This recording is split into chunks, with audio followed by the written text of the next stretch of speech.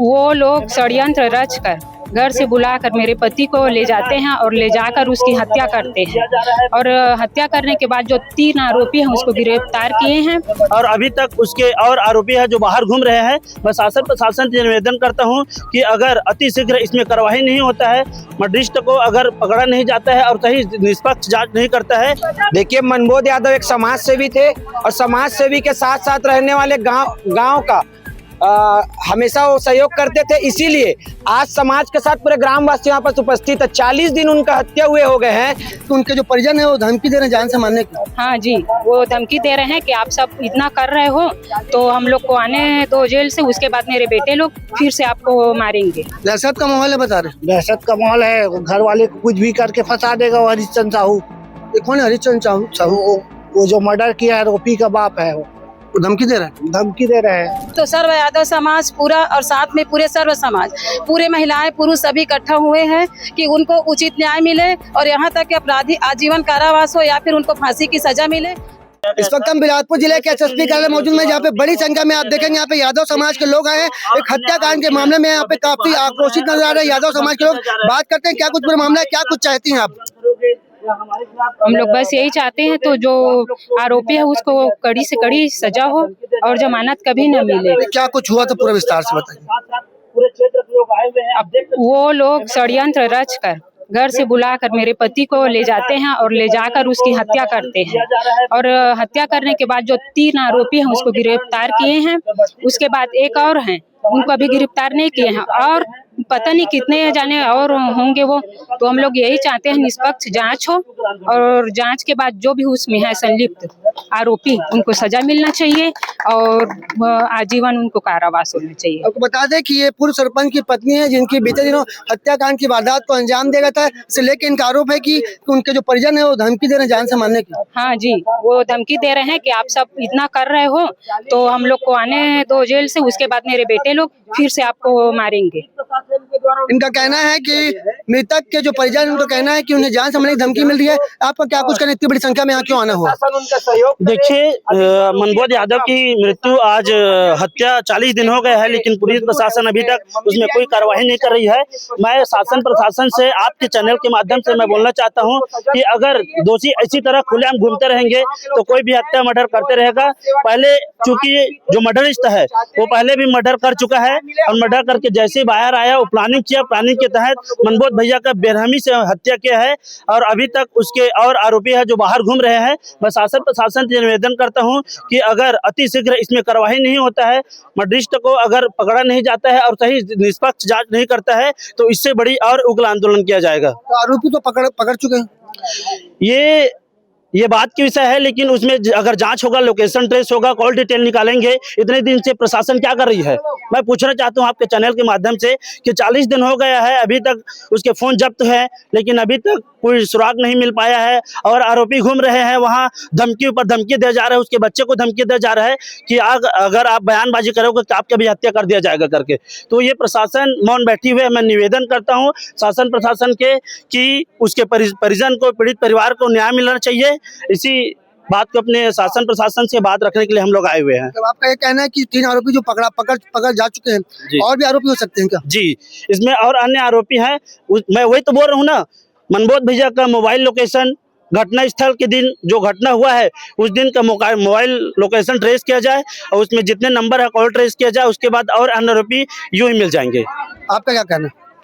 देखिए, मनबोध यादव एक समाज सेवी थे और समाज सेवी के साथ साथ रहने वाले गांव का हमेशा वो सहयोग करते थे। इसीलिए आज समाज के साथ पूरे ग्रामवासी यहाँ पर उपस्थित है। 40 दिन उनका हत्या हुए हो गए हैं। ना परिवार का बयान, ना परिवार के साथ कोई पूछताछ, ना परिवार का के साथ कोई सहयोग। ये पुलिस प्रशासन कर क्या रही है? पुलिस प्रशासन यदि जांच निष्पक्षता से करती तो आज ग्रामवासी यहाँ पास और समाज वाले यहाँ पास आके उनको आवेदन देने के लायक और निवेदन करने के लायक हम लोग यहाँ पास उपस्थित नहीं होते।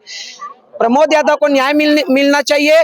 जो गौतम के साथ 3 अन्य आरोपी गिरफ्तार हुए हैं। उसके साथ साथ और आरोपी हैं जिनको बचाने का काम कर रही है, क्योंकि वो पैसे वाले हैं, पैसे के दम में बचने का काम कर रही है। और हम लोग चाहते हैं कि पुलिस प्रशासन हमेशा निष्पक्षता से काम करते आई है। उनके संज्ञान में भी हम लोग बात डाल दिए हैं। पुलिस प्रशासन अभी बयान लेने के लिए पूरे परिजनों का नया बयान होगा, क्योंकि जो बयान अभी उन्होंने बताया कि कोटा टीआई की बयान लिए हैं, वो बयान हमारे किसी भी परिवार का नहीं है, किसी के परिजन का नहीं है।